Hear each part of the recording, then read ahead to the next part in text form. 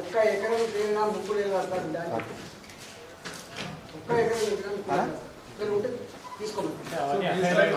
లేకుండానే కట్టారు. అమ్మడానికి కొనడానికి లేదు. మీరు భయాన్ని